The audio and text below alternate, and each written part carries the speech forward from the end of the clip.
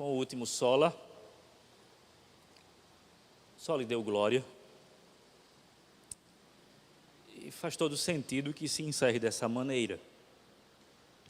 Porque uma vez que é sola escritura, e o sola escritura pressupõe a suficiência das escrituras para, por exemplo, a matéria de salvação, tudo aquilo que diz respeito à salvação, a Bíblia é suficiente como revelação de Deus para nos falar acerca de.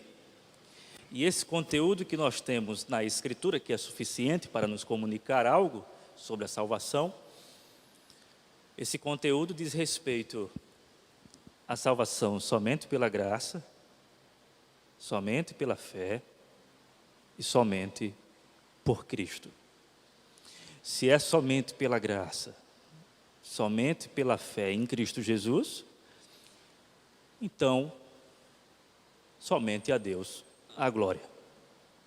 Não temos, nem se quiséssemos, não temos como escapar dessa conclusão. Só lhe deu glória. Isso é uma conclusão lógica dos solas que antecederam o só lhe deu glória. Sola Escritura, sola fide, sola gratia, solus Christus, só lhe deu glória, somente a Deus a glória. Para tentar comunicar algo acerca desse sola, eu quero convidar você à leitura de um texto que se encontra no Evangelho narrado por Mateus. Evangelho narrado por Mateus, capítulo de número 6. Eu gostaria de ler alguns versos que nos ajudarão a refletir sobre a glória exclusiva que deve ser dada somente a Deus.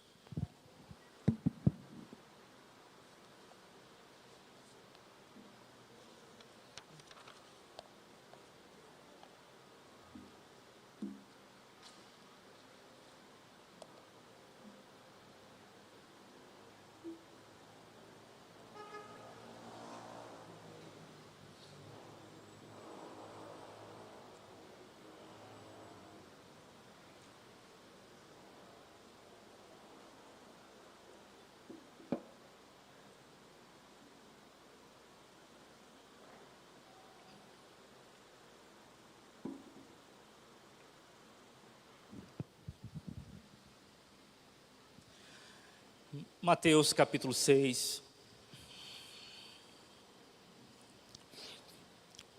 Vocês vão me acompanhando. Eu vou ler alguns versículos iniciais, depois farei um salto na leitura.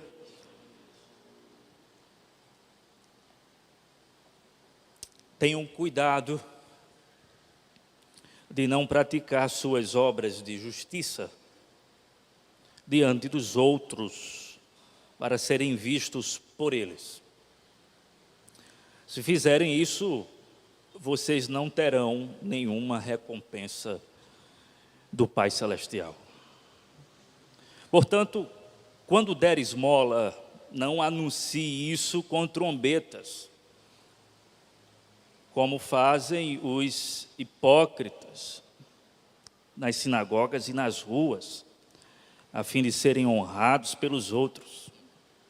Eu lhes garanto que eles já receberam sua plena recompensa. Mas quando você der esmola, que a sua mão esquerda não saiba o que está fazendo a direita, de forma que você preste sua ajuda em secreto.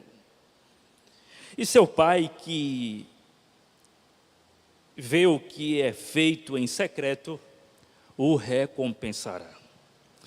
Quando vocês orarem, não sejam como os hipócritas. Eles gostam de ficar orando em pé nas sinagogas e nas esquinas, a fim de serem vistos pelos outros. Eu lhes asseguro que eles já receberam sua plena recompensa. Mas quando você orar, vá para seu quarto, feche a porta e ore a seu pai que está em secreto. Então seu pai que vê em secreto o recompensará. Versículo de número 16. Quando jejuarem, não mostrem uma aparência triste como os hipócritas, pois eles mudam a aparência do rosto a fim de que os outros vejam que eles estão jejuando. Eu lhes digo verdadeiramente que eles já receberam sua plena recompensa. Ao jejuar, arrume o cabelo e lave o rosto, para que não pareça aos outros que você está jejuando, mas apenas a seu pai que vê em secreto. E seu pai que vê em secreto o recompensará. Fale conosco, Pai.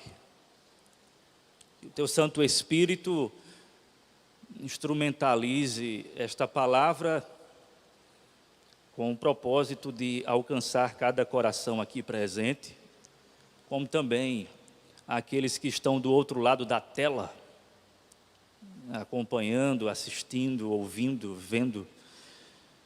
Alcance a todos, faz isso pela unção do Espírito, e que Cristo Jesus seja glorificado.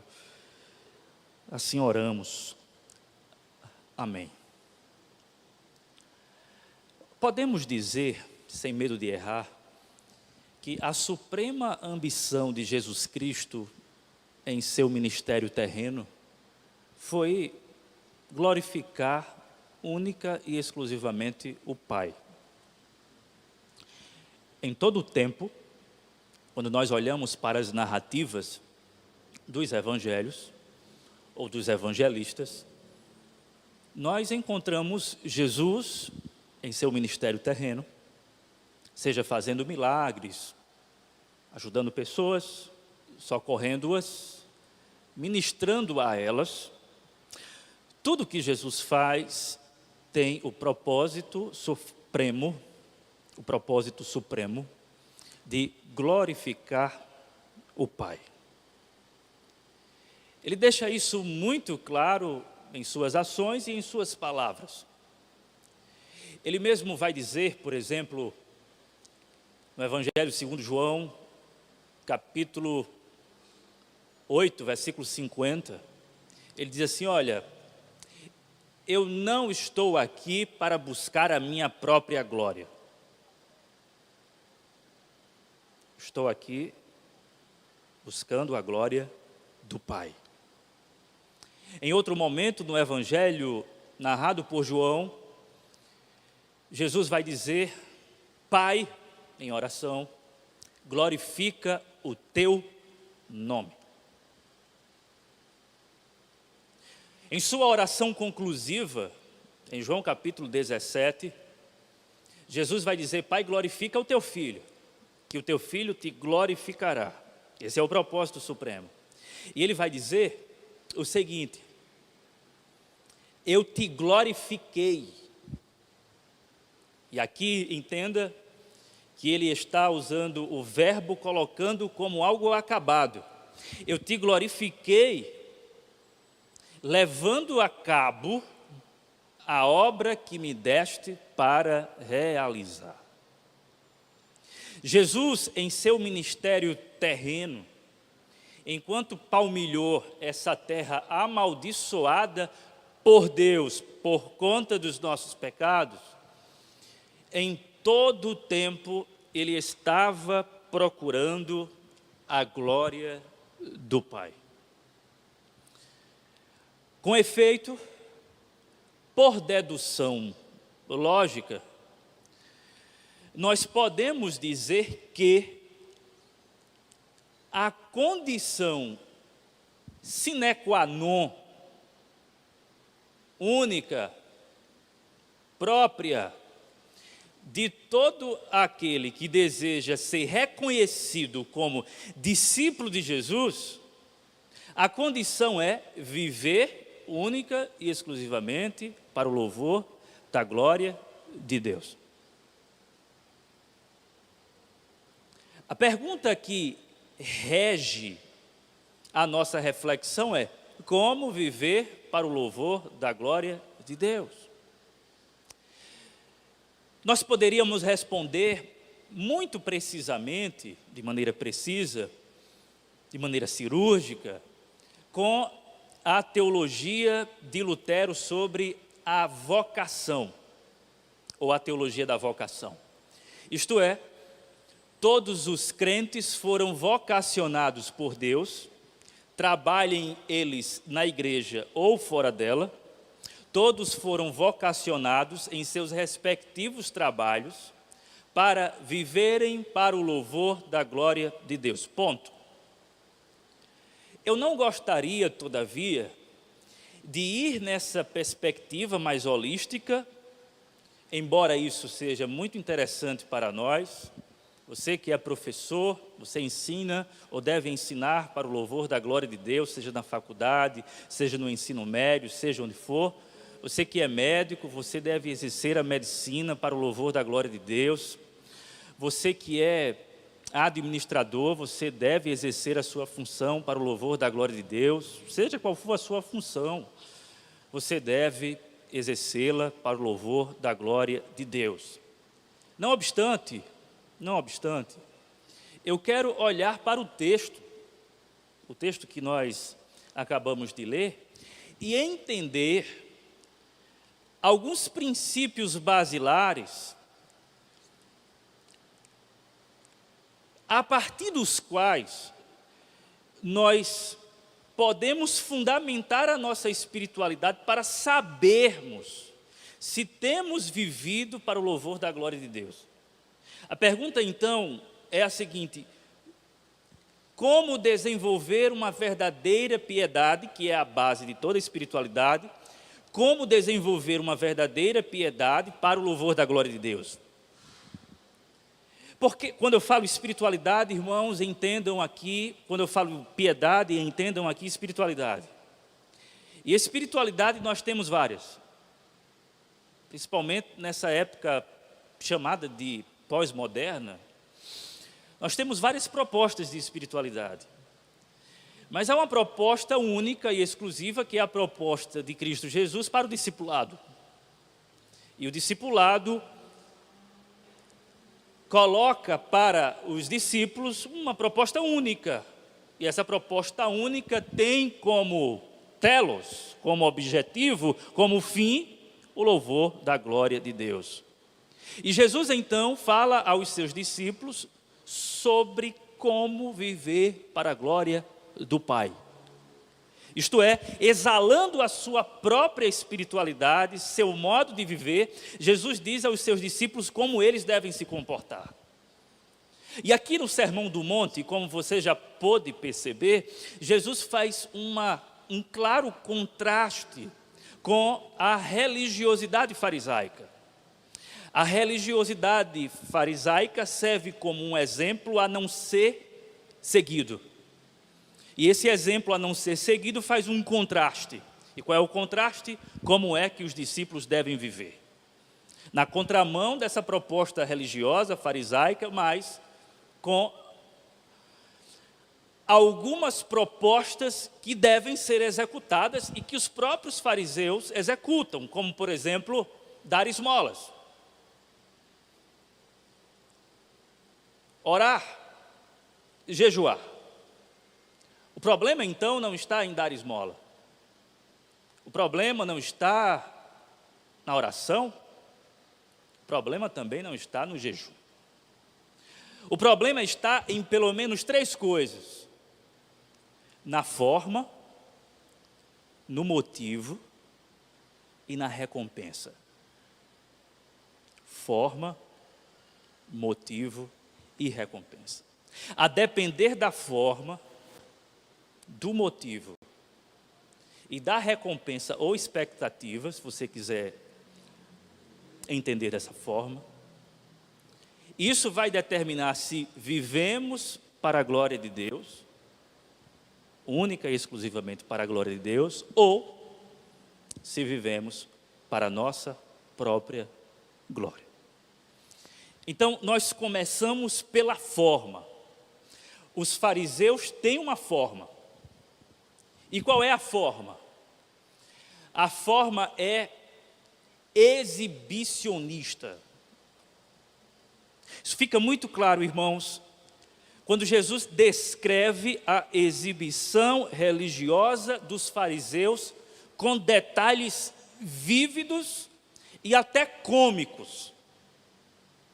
Porque Jesus usa de humor, ou de uma boa dose de humor, quando ele diz assim, olha, os fariseus, eles, quando dão esmolas, eles fazem questão de tocar trombeta. Eles anunciam isso. Eles querem que todos saibam. Jesus aqui está sendo bem-humorado, arrancando algumas gargalhadas e falando de um assunto sério. Dar esmolas, o que era muito caro em termos espirituais para a religiosidade judaica farisaica. Era hábito, era costume, eles davam esmolas. Fossem esmolas diretamente para o templo, para que assim, a partir do templo, essas esmolas fossem então distribuídas, ou diretamente para os pobres, para os necessitados. O ponto é, Jesus não está condenando a prática da assistência para com os mais pobres, dar esmolas.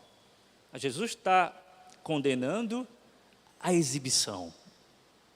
Como isso é feito? A forma. Jesus fala também da oração.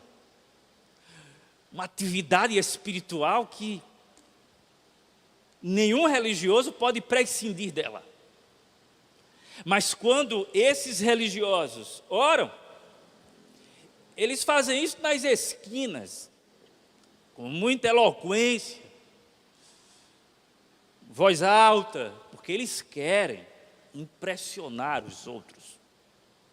Não apenas isso. Jesus fala de uma terceira disciplina espiritual que é a prática do jejum. Os fariseus, quando jejuavam, eles tinham uma forma. Qual era a forma? Eles ficavam pálidos. Eles ficavam entristecidos. Até mesmo, irmãos, sujando-se com cinzas, despenteando o cabelo, ficando com uma aparência que causasse de alguma maneira a impressão de que de fato eles estavam jejuando. Sabe, irmãos, é fácil zombar deles, rir deles e criticá-los. No entanto, o nosso farisaísmo não é tão divertido assim.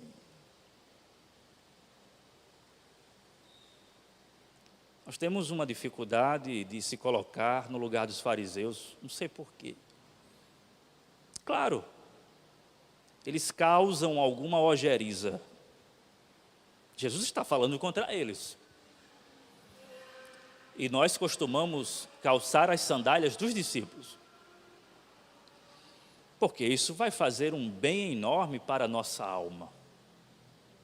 Contudo, será mesmo? Será que nós estamos buscando a glória de Deus? Será que a semelhança dos fariseus, essa não é a nossa forma de espiritualidade? Será que essa não é a nossa religião? A religião exibicionista? A religião ostentosa? Isso aqui, irmãos, é ostentação religiosa. É o que mais tem em nossas igrejas. Religiosos que ostentam a sua religiosidade. E nós temos essa propensão.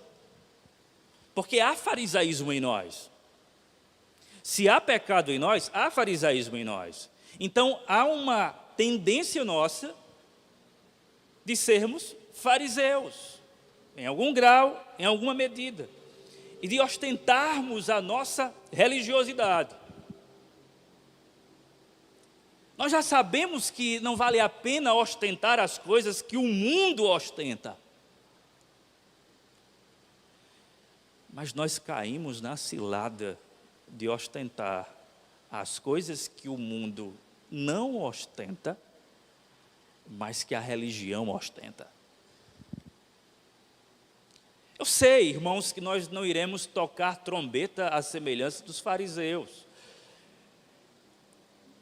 Mas parece que a gente gosta de ter o nosso nome lá na lista dos que contribuíram.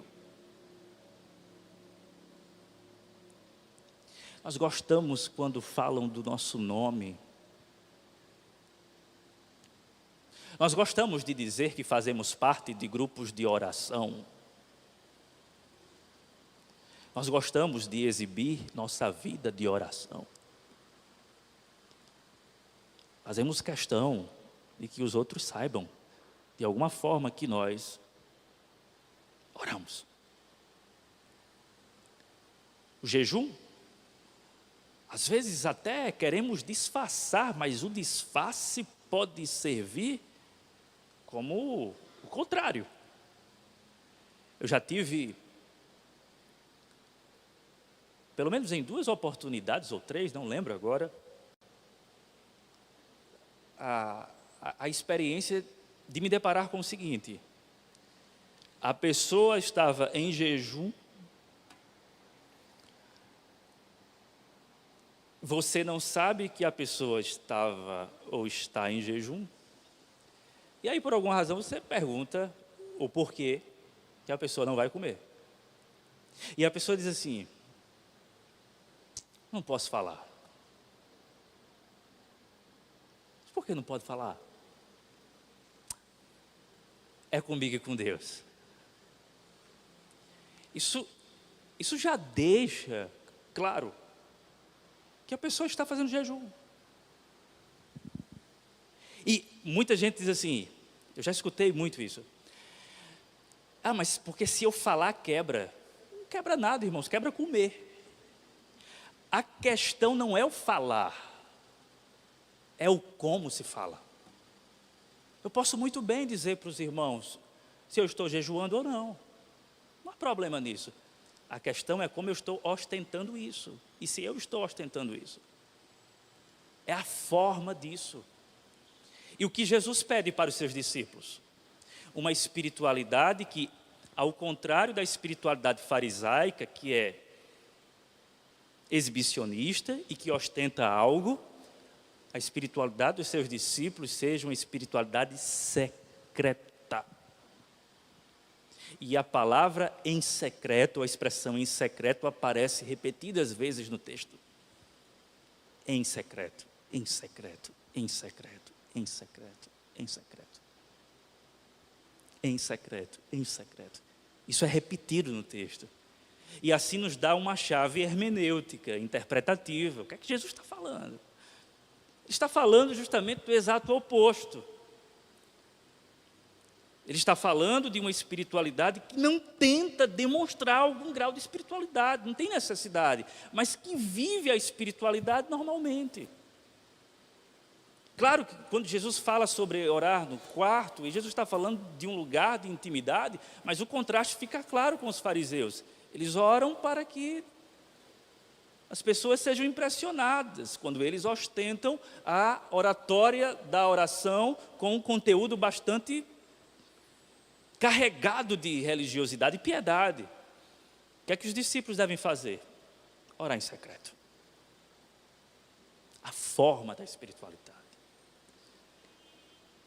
Talvez alguém esteja então se perguntando, mas André, então como é que a gente deve desenvolver a nossa espiritualidade em secreto? Como é isso? Ninguém vai ver nada? Não, não é isso. Ora, eu estou pregando aqui, vocês estão vendo. Nós oramos aqui em público.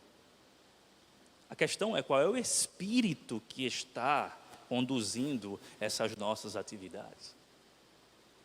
O que é que está regendo a nossa piedade, a nossa religiosidade. Qual é a forma? É uma forma farisaica? Ou é uma forma proposta por Jesus para os seus discípulos ou para o processo do discipulado, se você assim achar melhor?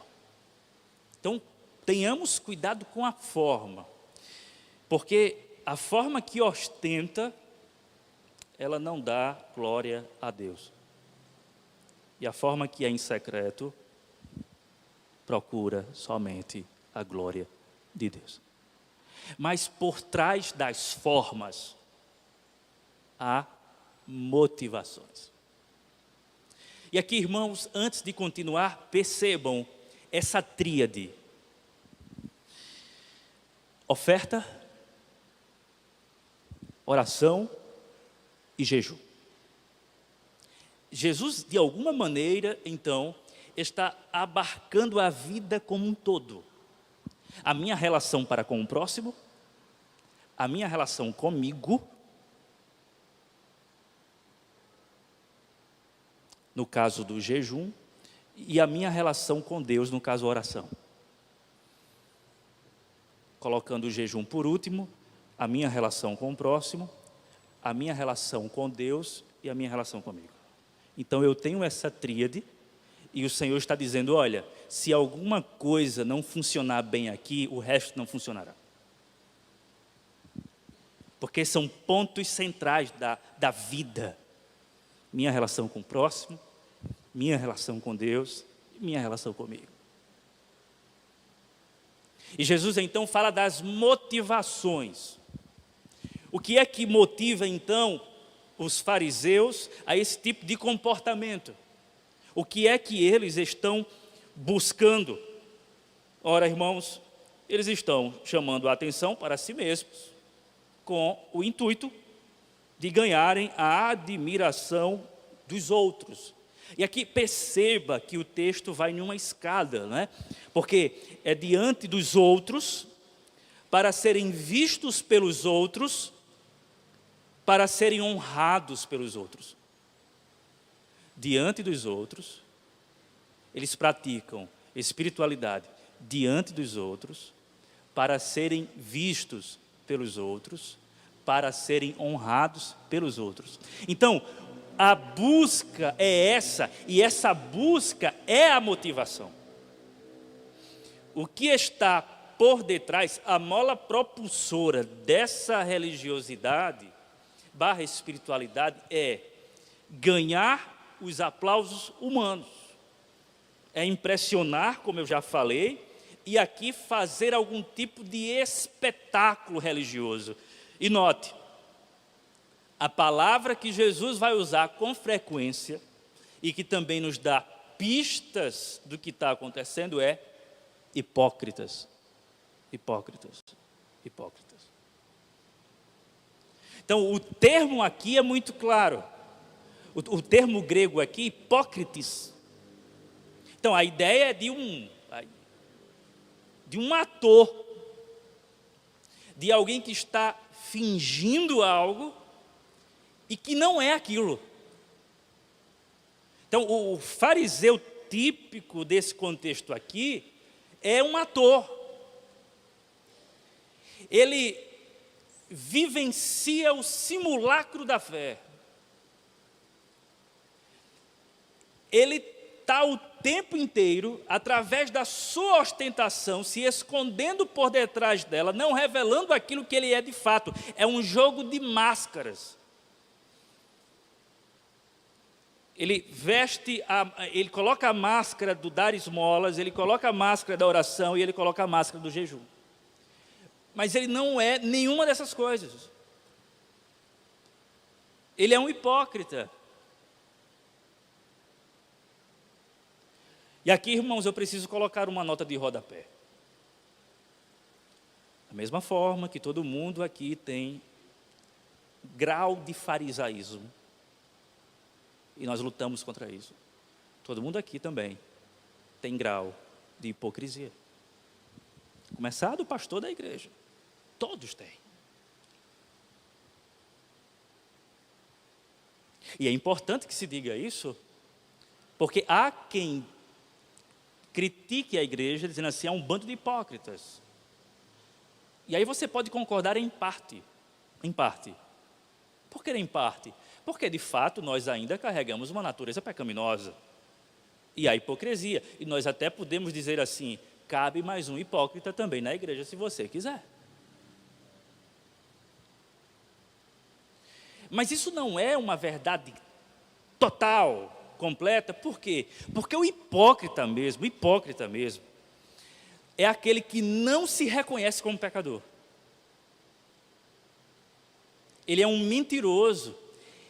Ele finge de tal modo que ele encarna aquele personagem religioso e ele pensa não ser mais um pecador. Esse é o hipócrita. Ele não reconhece de forma alguma. Ele acha que não tem pecado, ou que se tem é mínimo, e ali está resolvido, e que ele é aquela persona, é aquele personagem.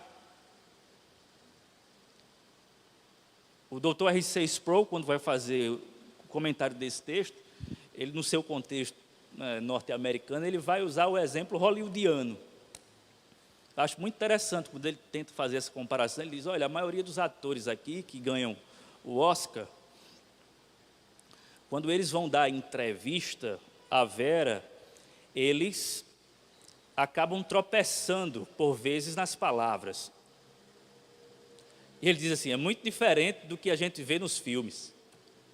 Por quê? Porque nos filmes, eles decoram o texto. E eles decoram o texto e encarnam aquele personagem. E aí a R.C. Sproul faz a seguinte aplicação, o problema é quando esse filme vem para dentro da igreja. Não há problema em tropeçar nas palavras. Não há problema em errar. O problema é quando nós encarnamos um personagem ou, de alguma forma, desejamos ser algo que nós não somos. E a nossa vida é tudo feito como um espetáculo de fingimento, e tudo isso para obter, irmãos, aplausos. Isto é, nos esforçaremos o máximo para fingir o máximo com a ambição de termos o máximo de aplausos das pessoas.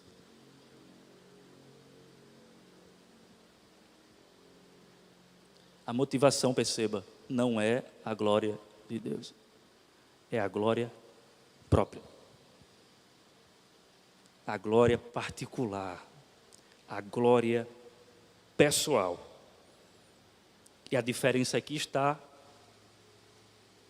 colocada da seguinte maneira: os fariseus vivem diante dos homens, os discípulos de Jesus devem viver diante de Deus. Aqueles que são religiosos e que não são discípulos de Jesus, que praticam algum tipo de religiosidade, vivem diante dos homens. Os discípulos de Jesus devem viver diante de Deus. O que é, irmãos, e a pergunta então fica reverberando, o que é que tem nos motivado?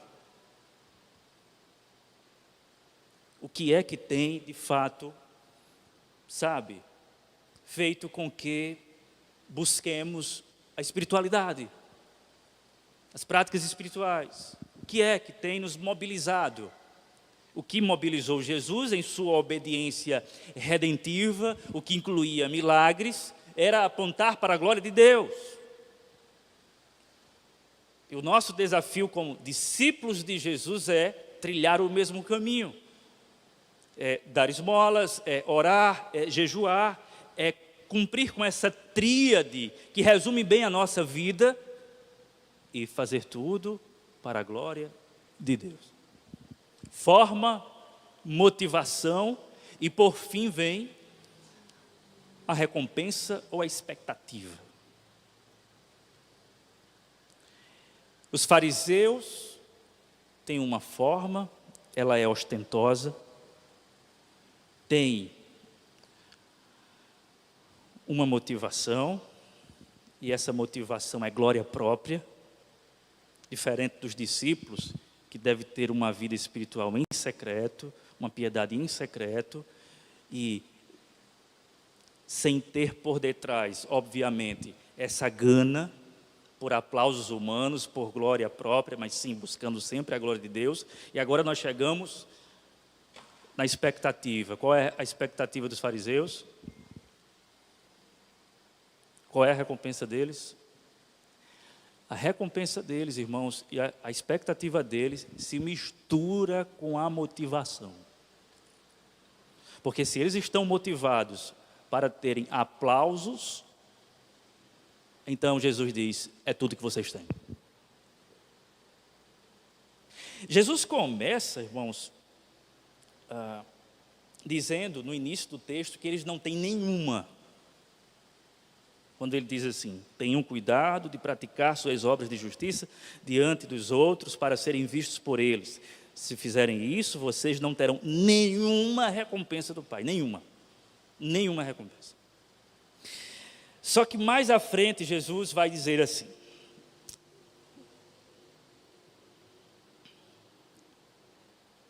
versículo de número 2, parte B, eu lhes garanto que eles já receberam sua plena recompensa.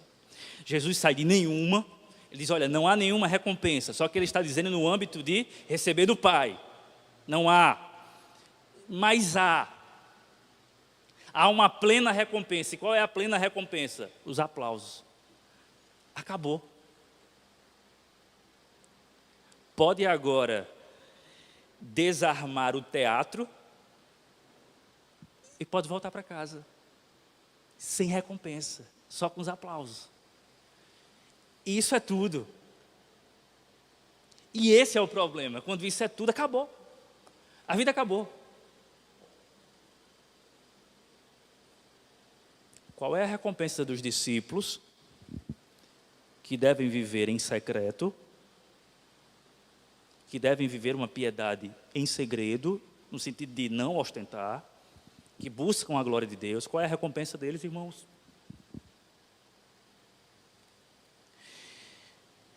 Quando eles dão esmolas, escute isso, eles experimentam que melhor é dar do que receber.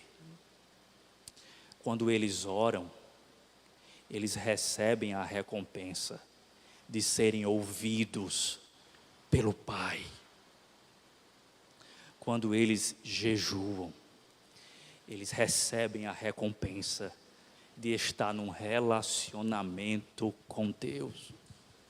Eles estão recebendo recompensas espirituais que satisfazem a alma. Os fariseus não, eles recebem uma recompensa de aplausos, de barulhos, de elogios, e é só. Os discípulos de Jesus estão recebendo uma recompensa mais visceral, que atende às exigências, os clamores da nossa alma, os clamores mais profundos. Os discípulos estão recebendo da parte de Deus o tempo inteiro, quando em secreto buscam a presença de Deus, quando fazem alguma caridade e que não querem de maneira alguma que ninguém saiba, eles estão satisfeitos em Deus, recebem de imediato a recompensa, experimentam que melhor é dar do que receber. Quando oram, estão na presença de Deus, quando ninguém vê, estão recebendo a recompensa. Qual é a recompensa? O próprio Deus, o rosto de Deus, o resplandecer de Deus, a resposta de Deus, o socorro de Deus, o consolo de Deus, o refrigério de Deus, o amor de Deus, a graça de Deus, o alívio da parte de Deus, a voz de Deus. Como disse certo pensador, a recompensa do cristão é o próprio Cristo. E em Cristo, estão todas as necessidades espirituais que nós precisamos. É somente quando temos essa forma secreta e não ostentosa, essa motivação que é a glória de Deus e não a glória própria, vivendo diante de Deus e não diante dos homens, e tendo então essa experiência de recompensa, cuja recompensa é o próprio Deus, é somente assim que estamos dando glória somente a Deus. Isso é viver soli Deo glória. Isso é o fundamento para uma vida que tenta ser erigida, ser construída no soli Deo glória. Se eu quero verticalizar essa minha relação com Deus dessa maneira, dando glória somente a Ele, então eu preciso cumprir essa tríade, pela graça de Deus, obviamente, porque tudo é graça, eu preciso cumprir essa tríade em secreto, com santa motivação, experimentando a recompensa que vem do alto, e não a recompensa que vem dos homens. Queridos, o que nós temos aqui então é o de sempre. E o que é o de sempre? A velha batalha entre idolatria e adoração. Adoração verdadeira.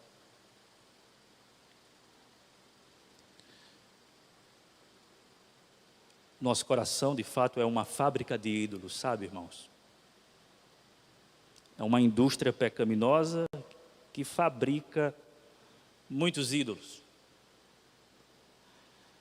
E, portanto, é até natural, por causa da nossa natureza adâmica, pecaminosa, que queiramos impressionar os outros. E com isso, nós nos constituímos ídolos. Porque quando os outros nos aplaudem e quando isso nos satisfaz, nós estamos buscando a aprovação de homens e não de Deus. E essa aprovação de homens e não de Deus toca na medula da idolatria. A nossa preocupação em demasia com o que os outros pensam de nós. Como é que os outros estão nos vendo? Se eles estão nos aprovando ou não. E isso toca no âmago do nosso maior problema, que é a idolatria. Nós adoramos a nós mesmos. E não foi esse o pecado original? A criatura tentar ser como o Criador? Buscando assim ser o objeto da adoração, conhecedor do bem e do mal? Não foi essa a tentação de querer ser Deus?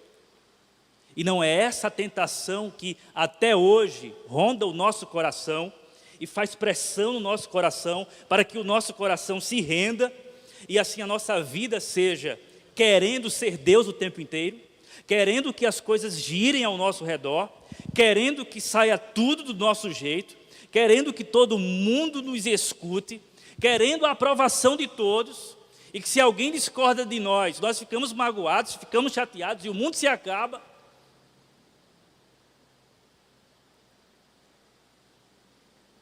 Quando nós nos irritamos facilmente com as discordâncias dos outros e com as não aprovações dos outros, isso é um sinal, irmãos, de que não estamos buscando somente a glória de Deus. E esse Deus único e verdadeiro nunca compartilhará a sua glória com nenhum ser humano. E assim ficaremos insatisfeitos para sempre. Mas nós devemos, irmãos, viver diante de Deus, buscando adorar somente a Deus. E isso é retroalimentar, porque quando nós buscamos isso, nós ficamos mais satisfeitos. Apesar dos nossos erros, nós sabemos que não a nós, Senhor, não a nós, mas ao Teu nome, toda a glória. Eu já não sou a peça central. Eu sou uma peça que está à margem. Central é Deus. Então, quando eu erro, quando eu peco, o mundo não vai se acabar. Porque quem sustenta tudo é Deus e não o meu eu. Graças a Deus por isso. O que o Sol lhe deu glória então faz, irmãos, é dia após dia destruir todos os ídolos que habitam o nosso coração. O Sol lhe deu glória, somente a Deus a glória. É o fim, mas é também um meio que nós temos de destruir os ídolos que querem ocupar o lugar de Deus e que não podem. Assim sendo, há um slogan, e aqui eu quero concluir, há um slogan da nossa fé reformada, que a igreja reformada sempre se reformando. No sentido de que a reforma não foi algo acabado lá no século XVI, mas que a igreja precisa sempre voltar para o caminho, sempre que ela estiver se desviando dele, e isso acontece. Mas antes de nós olharmos para a igreja, para a comunidade, para o sistema eclesial, nós precisamos olhar para o sistema do nosso coração. E a reforma que é proposta então aqui no Sermão do Monte é uma reforma interior. Ela começa aqui. Não adianta querer reformar o mundo inteiro evangélico sem que o nosso coração esteja reformado pelo Senhor. É isso que Jesus está fazendo com os discípulos. É isso que Jesus está fazendo com os seus. Ele vai no íntimo do nosso ser, falando com cada um de nós, dizendo: olha, o que todos vocês precisam, é de uma reforma no coração. E aí nós acatamos isso, e quando nós acatamos isso, nós estamos dispostos a dar glória somente a Deus. É verdade, Senhor, é verdade. Não tenho vivido exclusivamente para o louvor da Tua glória, mas me ajuda a viver. Me ajuda a viver. Se você quer viver ou continuar vivendo para o louvor da glória de Deus, dando somente a Deus a glória, fique de pé, por favor.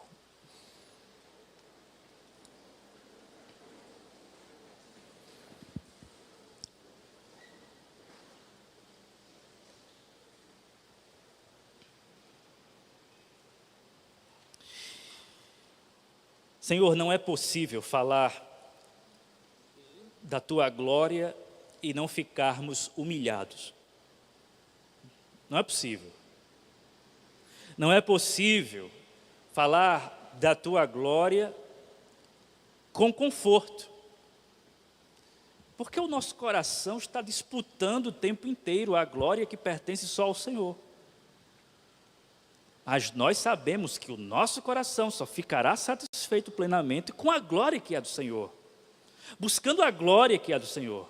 Buscando a glória do Senhor. Com essa santa motivação de fazer tudo para o louvor da Tua glória. Ajuda cada um de nós. Ajuda o Teu povo. Tenha misericórdia das nossas ambições egoístas.